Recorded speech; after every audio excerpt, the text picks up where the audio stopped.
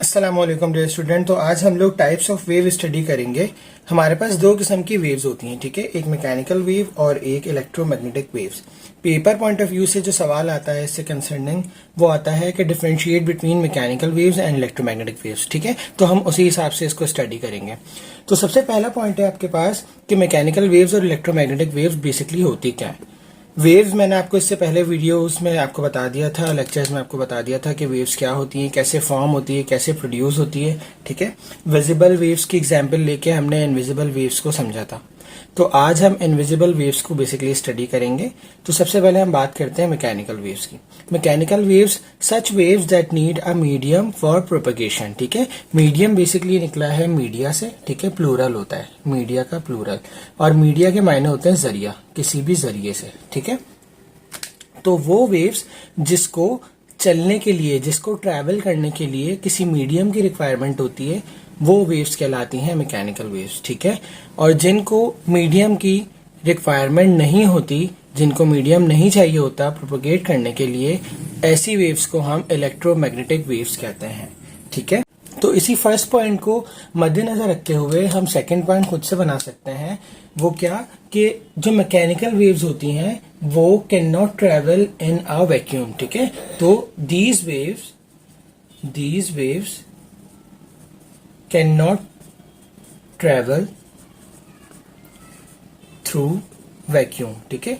Vacuum के अंदर ये ट्रेवल नहीं कर सकती, जाहिर है इन्हें कोई मीडियम रिक्वायर है, और वैक्यूम जो होता है उसके अंदर कोई भी मीडियम नहीं होता, ठीक है। और these waves can travel through vacuum, ठीक है। ये वैक्यूम से ट्रेवल कर सकती हैं। अब अगर हम एग्जाम्पल के पॉइंट बना लें कि एग्जाम्पल क्या होती है, मैकेनिकल वेव्स की जो एग्जाम्पल होती हैं वो होती हैं साउंड वेव्स। इससे पहले वाले लेक्चर में हमने पढ़ा था कि किस तरीके से साउंड जो है वो ट्रेवल करता है in the form of wave. तो sound waves and water waves are the example of mechanical waves, ठीक है। जबकि हम इलेक्ट्रोमैग्नेटिक वेव्स की बात करें तो देखें इलेक्ट्रोमैग्नेटिक का ना पूरा एक स्पेक्ट्रम बनता है, आपने पढ़ा होगा शायद, या अभी आप पढ़ेंगे, जिसमें अल्ट्रावायलेट रीजन होता है, इंफ्रारेड होता है, ठीक है, माइक्रोवेव्स होती हैं।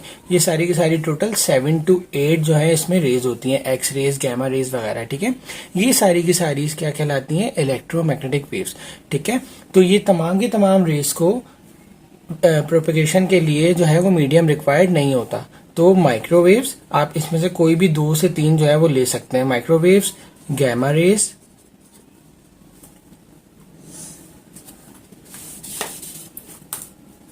Ultraviolet waves are the example of electromagnetic waves, ठीक है। नंबर 4th पॉइंट कि जो मैकेनिकल वेव्स होती हैं, ठीक है, उसमें क्या प्रोड्यूस हो रहा होता है, मैकेनिकल वेव्स में mechanical waves are produced by vibrating body या vibrating motion in the respective medium,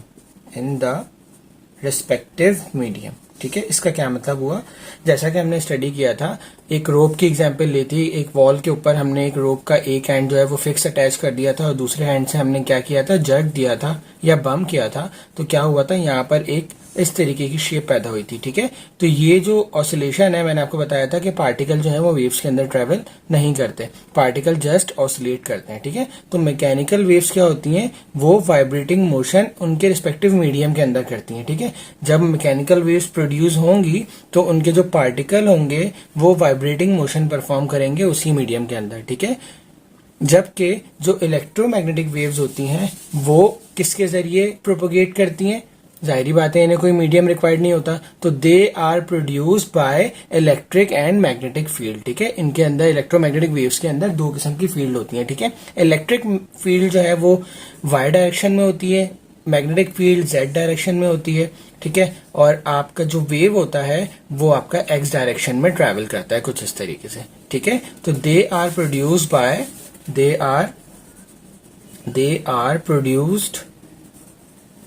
bye an electric and magnetic field.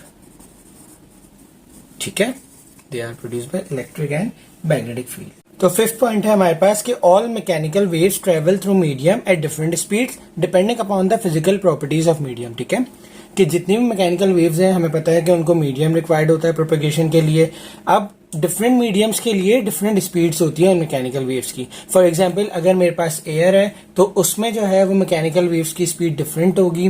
ठीक है, अगर मेरे पास वैक्यूम है तो उसमें डिफरेंट होगी। इसके अलावा वाटर है तो उसमें डिफरेंट होगी। तो इसका मतलब डिफरेंट स्पीड्स होती हैं हमारे पास मैकेनिकल वेव्स की।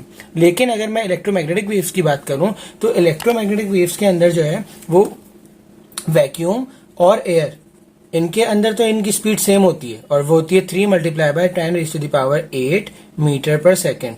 लेकिन अगर मैं बात करूं ट्रांसपेरेंट मीडिया के अंदर, जैसे वाटर हो गया, इसके अलावा ग्लास हो गया, तो इनके अंदर जो है वो इलेक्ट्रोमैग्नेटिक वेव्स की स्पीड जो है वो डिफरेंट होती है। वो डिपेंड करता है कि जो आपका ट्रांसपेरेंट मीडिया है, ठीक है, उसका रिफ्रैक्टिव इंडेक्स क्या है। ठीक है, उसका रिफ्रैक्टिव इंडेक्स क्या है, उसके अकॉर्डिंगली जो है हम इलेक्ट्रोमैग्नेटिक वेव्स की स्पीड को डायग्नोस करते हैं। ठीक है, नंबर 6 पॉइंट है हमारे पास mechanical waves consist of transverse as well as longitudinal waves. ठीक है, नेक्स्ट वीडियो में हम लोग ट्रांसवर्स वेव और लॉन्गिट्यूडनल वेव स्टडी करेंगे। यहाँ पर मैं थोड़ा सा इंट्रोडक्शन दे देता हूँ कि ट्रांसवर्स वेव वो होती है जिसमें वेव एक्स एक्सिस की डायरेक्शन में प्रोपेगेट करती है, जबकि जो पार्टिकल होते हैं वो ऑसिलेट करते हैं, यानी कि वाई एक्सिस की डायरेक्शन में प्रोपेगेट करते हैं। ठीक है, तो they are perpendicular to each other. ठीक है, जबकि लॉन्गिट्यूडनल वेव्स क्या होती हैं जिसमें wave as well as particle दोनों एक्स एक्सिस की डायरेक्शन में मूव करें, यानी कि पैरेलल डायरेक्शन में। तो मैकेनिकल वेव जितनी भी होंगी हमारे पास वो ट्रांसवर्स भी हो सकती हैं और वो लॉन्गिट्यूडनल भी हो सकती हैं। ठीक है, लेकिन जो हमारे पास इलेक्ट्रोमैग्नेटिक वेव्स होती हैं वो सिर्फ और सिर्फ ट्रांसवर्स इन नेचर होती हैं, क्योंकि मैंने आपको बताया कि जितनी भी इलेक्ट्रोमैग्नेटिक वेव्स होती हैं उनके वेव प्रोपोगेशन जो है वो कुछ इस तरीके से होता है कि वेव हमारी एक्स एक्सिस की डायरेक्शन में मूव करती है, इलेक्ट्रिक फील्ड वाई एक्सिस की डायरेक्शन में, और मैग्नेटिक फील्ड जो है वो जेड एक्सिस की डायरेक्शन में मूव करती है। तो इसलिए ये हमेशा ट्रांसवर्स वेव होती हैं इलेक्ट्रोमैग्नेटिक वेव्स। इंशाल्लाह नेक्स्ट वीडियो के अंदर हम ट्रांसवर्स वेव और लॉन्गिट्यूडनल वेव्स के डिफरेंसेस स्टडी करेंगे। तब तक अपना बहुत सारा ख्याल रखिएगा। अल्लाह हाफिज।